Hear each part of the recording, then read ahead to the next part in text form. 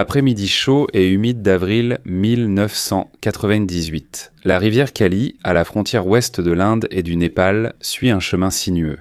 Sa surface scintille. Sous le soleil voilé, l'eau semble calme et paresseuse, cachant les courants agités dessous. Dil Bahadur, 17 ans, attend son ferry avec sa petite amie. Ils veulent traverser vers l'Inde et débuter une nouvelle vie. Les passages du Népal vers l'Inde sont fréquents ici, cette section du fleuve étant facile à traverser. La chaleur colle à sa peau, le clapotis de l'eau le tente. Il cède à l'envie de nager et sourit à sa petite amie avant d'entrer dans la rivière. L'eau fraîche et soyeuse l'enveloppe alors qu'il se laisse dériver, le courant l'emportant doucement loin de la rive pendant un instant. Nage parfaite, légère, fluide baignée de rayons dorés du soleil sous l'eau.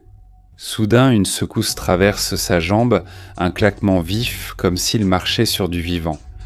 Puis sa bouche frotte et se tord sur sa peau, son souffle se coupe, son cœur cogne avant qu'il réagisse. La prise se resserre puis tire brusquement. Son corps sursaute violemment, comme s'il était accroché par une force invisible. Et c'est à ce moment-là qu'il comprend. Entraîné vers le bas, la douleur envahit ses jambes, et la panique le submerge. Ses poumons brûlent. Alors qu'il se débat et crie à l'aide, sa petite amie le voit et crie, attirant une foule impuissante. En quelques minutes, Dil Bahadur disparaît sous l'eau sans jamais être retrouvé. Qu'est-ce qu'il a emporté ? Les courants ? Autre chose ou peut-être quelque chose de vivant ? Les gens sont restés perplexes jusqu'à découvrir la vérité terrifiante.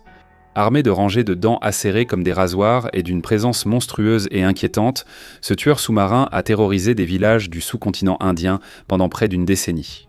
Surnommé le Diable, cette créature géante atteignait la taille des plus grands hommes et pesait 2 fois plus. Elle traque et déchire ses victimes avec une facilité impitoyable, ne laissant que peur et horreur. Voici le poisson monstrueux friand de chair humaine, le gunch.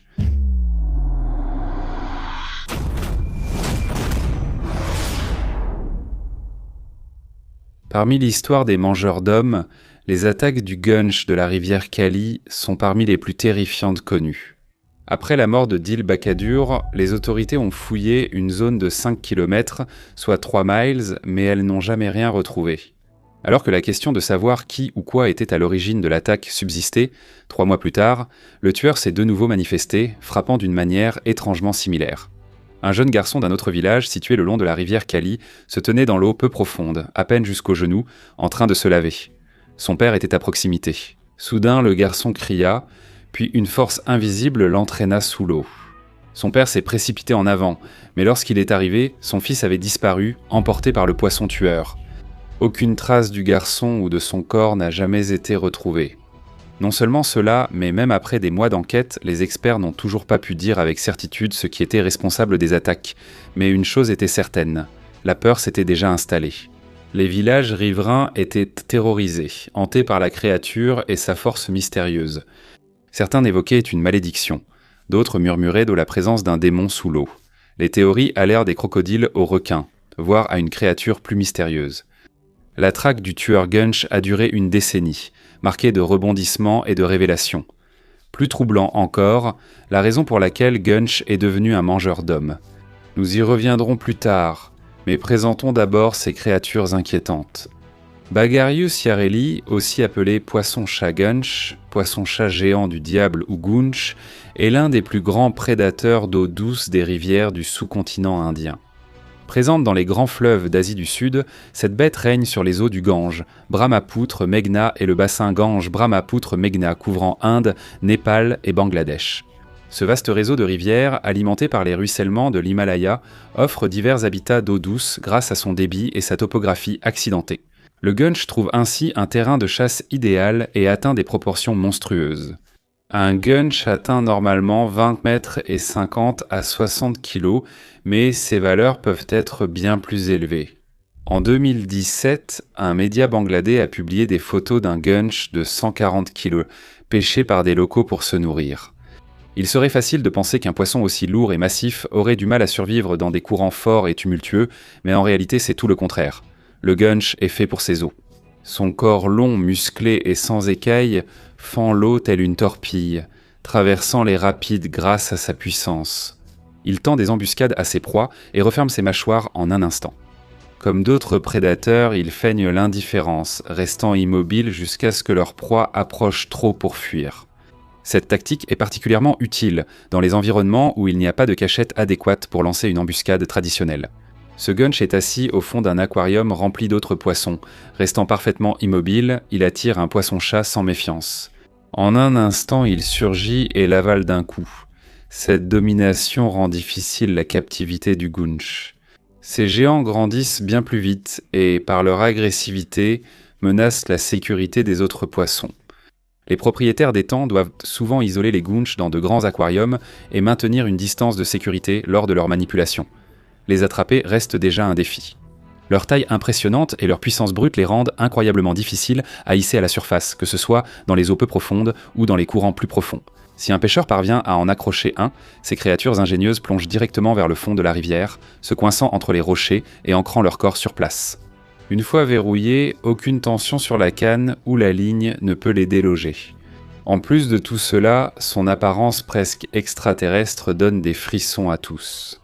Doté d'une grande tête plate et d'une large bouche aux dents acérées tournées vers l'arrière, le gunch piège et force sa proie dans sa gorge grâce à une morsure puissante. Quand ces puissantes mâchoires se referment, même des créatures bien plus grandes ne peuvent s'échapper. Comme les autres poissons-chats, le gunch a de longs barbillons en forme de moustache autour de sa bouche et de son nez. Ces excroissances l'aident à naviguer, trouver de la nourriture et détecter des menaces. De plus, ces barbillons couverts de papilles gustatives permettent au gunch de goûter sa proie avant de l'attraper. Sa couleur boueuse lui permet de se fondre dans les eaux troubles et de devenir presque invisible. La plupart du temps, ses victimes ne le voient même pas arriver avant qu'il ne soit trop tard pour l'éviter. Lorsqu'il chasse, un gunch mange à peu près tout ce qui correspond à son appétit. Les plus petits mangent poissons, amphibiens et crustacés, puis leur alimentation s'élargit en grandissant. Ils s'attaquent à des proies bien plus grandes dès qu'elles sont assez proches. Ils utilisent une puissante force d'aspiration, semblable à celle d'une baleine, pour attirer leurs victimes dans leurs mâchoires écrasantes avant de les entraîner directement au fond de la rivière. C'est pourquoi les restes des victimes des attaques du gunch de la rivière Kali n'ont jamais été retrouvés après 2 meurtres brutaux en 3 mois. La peur a gagné les villages et les habitants ont évité ce tronçon de rivière, stoppant temporairement les attaques. Parfois, le prédateur attaquait de nouveau le bétail trop proche de l'eau. Un buffle a été entraîné sous l'eau, disparaissant sans trace. 9 ans après la première attaque, le gunch est réapparu. En 2007, un Népalais de 18 ans a été entraîné sous l'eau de façon similaire. Les témoins ont vu le tueur, mais leur description a accru la confusion. Ils ont dit que l'assaillant était un cochon d'eau boueux, mais les capybaras, inoffensifs herbivores parfois appelés ainsi, ne pouvaient pas être responsables. Cependant, la description a fourni un indice crucial. La créature pouvait être quelque chose d'une structure similaire, mais bien plus dangereuse. Le biologiste britannique et animateur de River Monsters, Jeremy Wade, est intervenu pour enquêter et tenter de capturer la créature mangeuse d'hommes. Jeremy a noté que toutes les attaques signalées avaient eu lieu dans une portion précise de la rivière, longue de 6 km, étant donné que les eaux où les victimes avaient été entraînées sous la surface n'étaient pas particulièrement profondes. Sa première suspicion était un crocodile, surtout parce que les schémas des attaques ressemblaient fortement à ceux des meurtres connus de crocodiles. 3 espèces de crocodiles étaient impossibles dans la région. Le crocodile marin a été écarté car il ne remonte pas aussi loin à l'intérieur des terres. Il ne restait que les gavials et les crocodiles muggers, mais les gavials, à cause de leur museau fin, ne pouvaient pas chasser humains ou buffles. Les muggers ne survivraient pas dans les eaux froides de la rivière Kali dans l'Himalaya. Écartant les crocodiles, le suspect suivant était un requin. Au début, il pensait à un requin bulldog ou un animal aussi grand et agressif. Après avoir interrogé les témoins et fouillé les eaux, ils n'ont trouvé aucune preuve ni observation confirmée. Les attaques ayant eu lieu loin des côtes, la culpabilité d'un requin était presque exclue. L'équipe devait donc tout reprendre. Puis, sorti de nulle part, ils ont aperçu un gouche de 1 mètre. Jérémy a tenté de le capturer, mais a échoué. Cependant, lorsqu'ils ont commencé à les considérer comme des coupables potentiels, ils ont découvert des groupes entiers de gunch, dont certains étaient suffisamment grands pour entraîner facilement un homme sous l'eau, et avec cela est venue la révélation la plus glaçante. Au départ, Jérémy doutait qu'un gunch soit le tueur, pensant qu'il ne deviendrait pas mangeur d'hommes par hasard.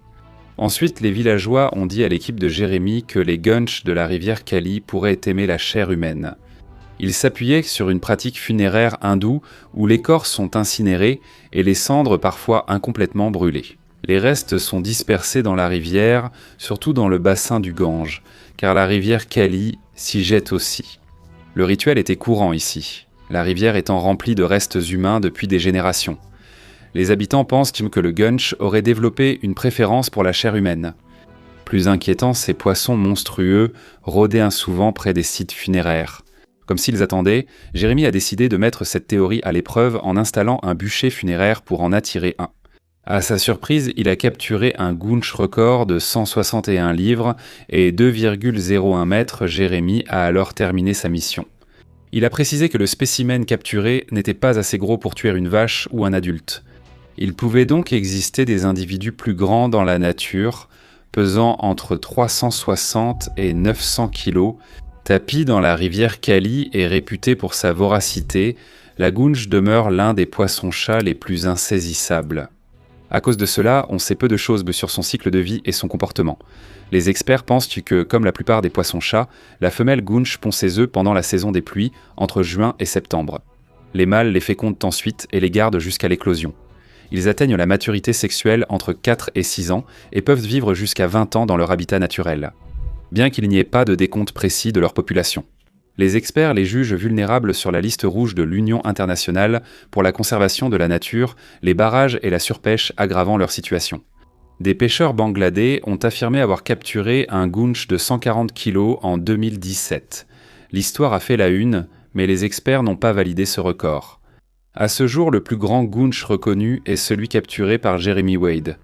D'autres rapports évoquent des spécimens plus gros, mais leur authenticité est débattue. Alors qu'en pensez-vous ?